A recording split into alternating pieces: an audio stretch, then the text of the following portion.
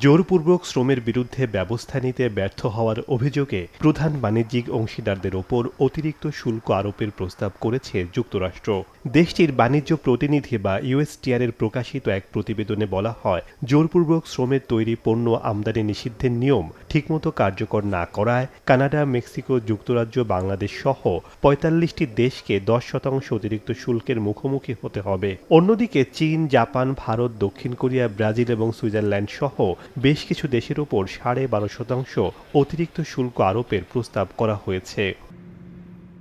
তবে এই শুল্কের আওতামুক্ত থাকবে বেশ কিছু জরুরি পণ্য, যার মধ্যে রয়েছে জ্বালানি, রেয়ার আর্থ এবং নির্দিষ্ট কিছু ধাতু, গরুর মাংস, কফি, ফলমূল ও শাকসবজি, ওষুধ, অর্গানিক কেমিক্যাল এবং উড়োজাহাজের যন্ত্রাংশ। প্রস্তাবিত এই শুল্কের বিষয়ে আগামী ৬ জুলাই পর্যন্ত জনসাধারণের মতামত গ্রহণ করা হবে এবং ৭ জুলাই একটি পাবলিক হিয়ারিং বা গণশুনানির দিন ধার্য করা হয়েছে। স্যান্ডেলিনা সো, রূপচর্চায় আভিজাত্য।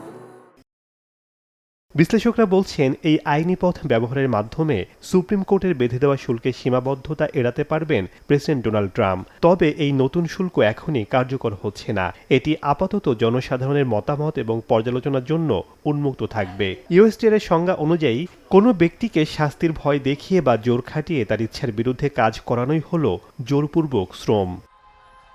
শেখ সাদি মারজান, সময় সংবাদ।